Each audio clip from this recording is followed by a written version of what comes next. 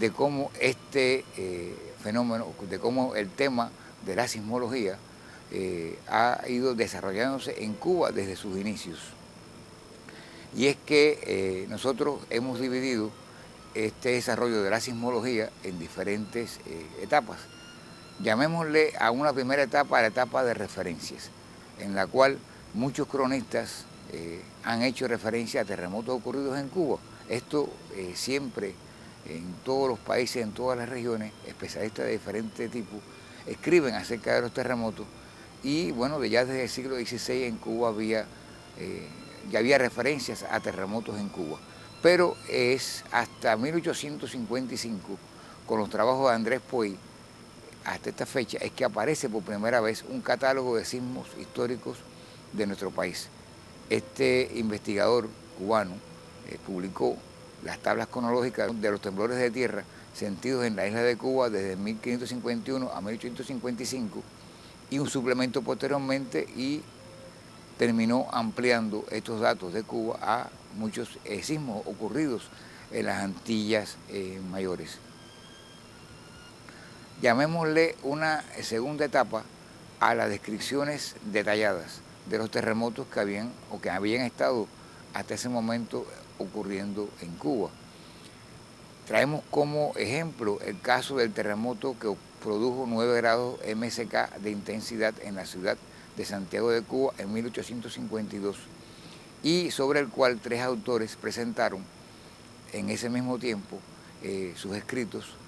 que estaban vinculados con los efectos fundamentalmente que habían producido en la población y en las viviendas estos eventos sísmicos. Joaquín Jiménez en 1852 con su Viviana o los terremotos de Cuba en agosto de 1852, Miguel Storch en 1853, que publicó los apuntes para la historia sobre el terremoto que tuvo lugar en Santiago de Cuba y otros puntos el 20 de agosto de 1852, y Miguel Rodríguez Ferrer en 1876, que publicó Naturaleza y Civilización de la grandiosa isla de Cuba, en que en su primera parte sobre naturaleza escribió, mejor dicho, sobre el terremoto de Santiago de Cuba. En esta propia segunda etapa están las descripciones detalladas planteadas por el padre Viñes en ocasión del terremoto de 1880 que ocurrió en lo que se conocía como zona de Vuelta Abajo, final del río actual, y que este trabajo constituyó en la práctica el primer trabajo de campo detallado de que se tiene referencia en nuestro país, o sea, un levantamiento de todos los efectos que se habían producido punto por punto en esta región afectada por el terremoto y que fuera seguido por el periódico La Voz del Pueblo y publicado posteriormente en forma de un cuaderno.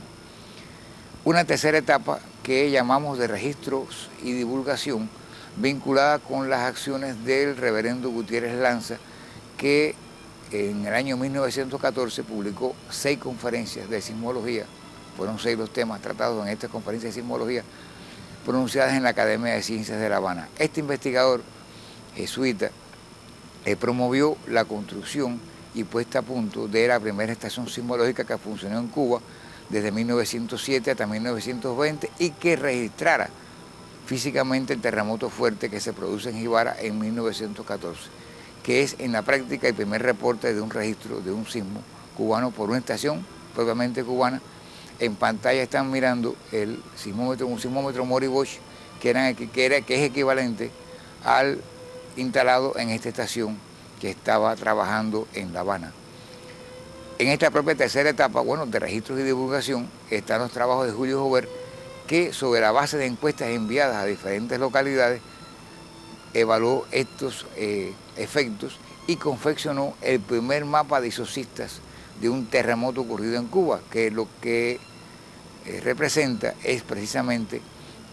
cómo se distribuían los impactos, los efectos de este evento en diferentes puntos e independencia de a qué distancia se encontrara del lugar donde se produjo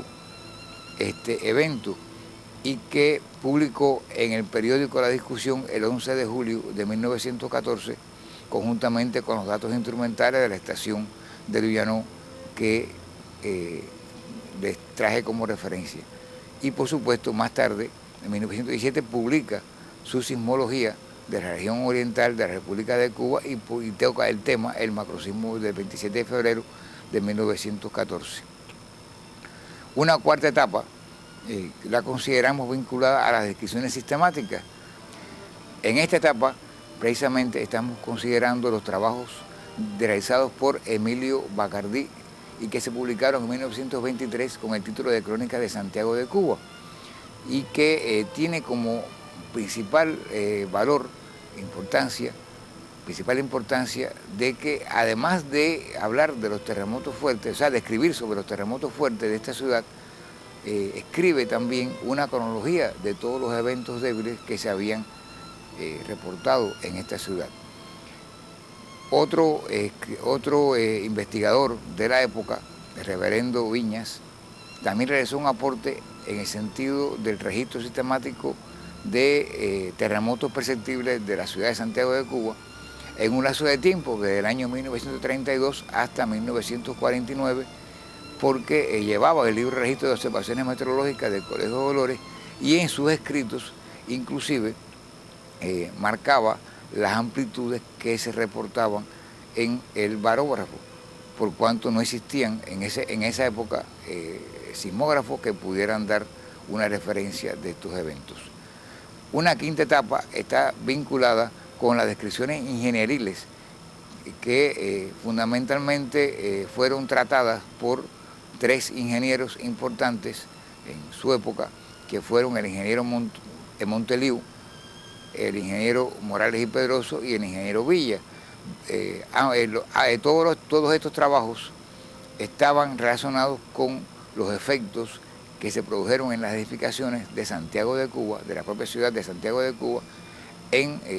ocasión de ocurrir este terremoto fuerte de 1932. Y entramos en una sexta etapa, investigaciones, que enmarca la publicación de los primeros mapas de intensidad sísmica de Cuba, que estaban encaminados a dar una caracterización del peligro sísmico de nuestro país.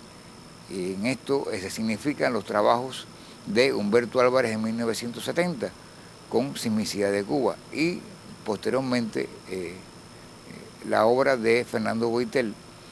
en 1977, que escribe su carta de sismicidad histórica de Cuba.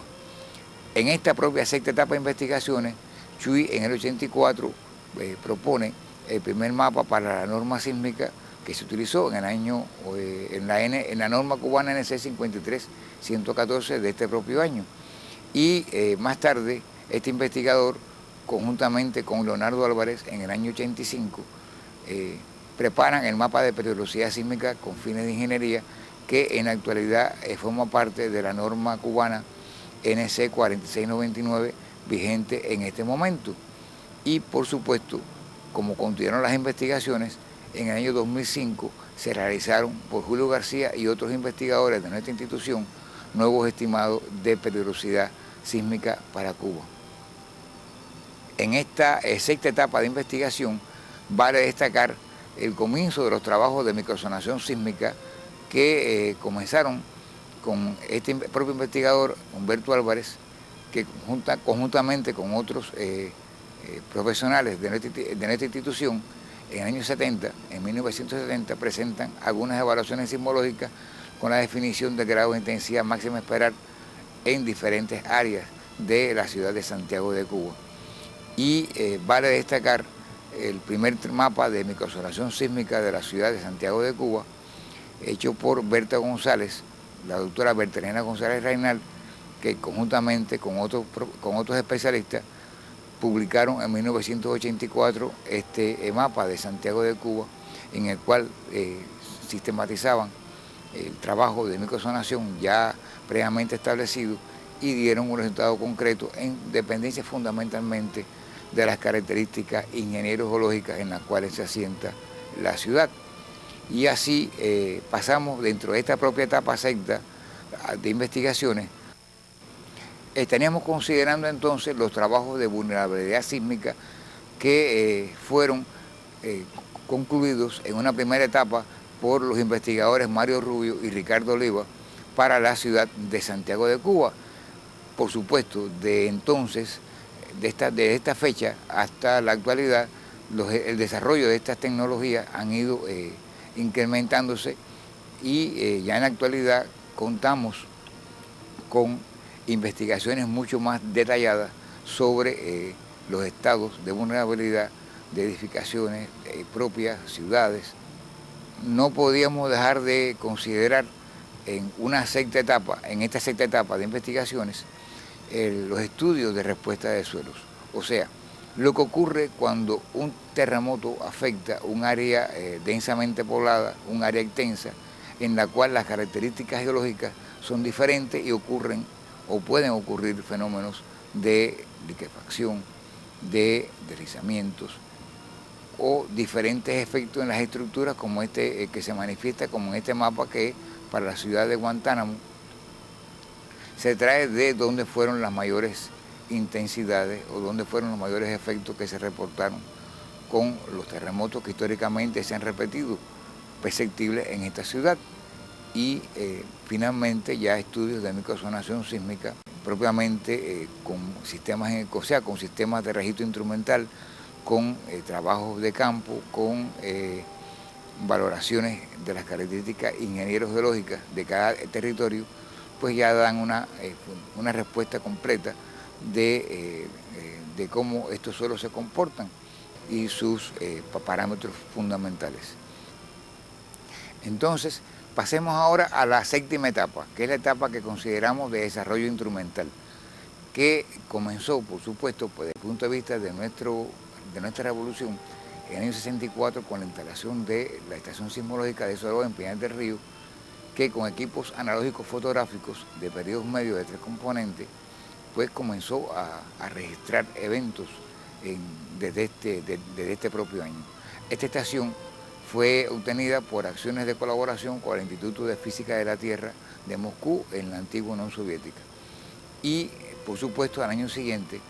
se instala la estación de Río Carpintero en Santiago de Cuba con equipos fotográficos de periodos medios de 3 componentes en colaboración con el Instituto de Física de la Tierra y del Espacio de Potsdam en la antigua RADA, o sea, República Democrática Alemana.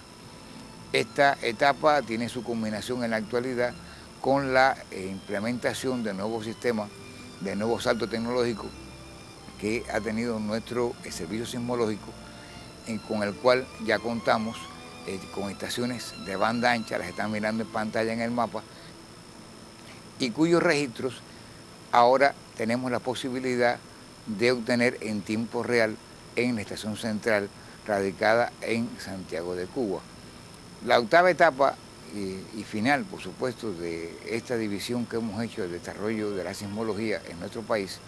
está relacionada con el desarrollo institucional. En el marco de la Academia de Ciencias de Cuba, en el año 1962 se crea el Departamento de Geofísica, que luego devino Instituto de Geofísica y Astronomía, IGA, y en el que se incluyó un grupo de sismología que fue la raíz de donde nació la estación de Soroa, etc. En el año 1975, valga el resumen corto, se crea el Departamento de Geofísica y Astronomía en Santiago de Cuba, que operaban la estación de Río Carpintero y la de rastreo de satélites por técnicas fotográficas. Y ya finalmente, en 1992, este departamento y el Departamento de Sismología que existía en el Instituto de Geofísica y Astronomía conforman el Centro Nacional de Investigaciones Sismológicas, CENAIS, como se le conoce por sus siglas.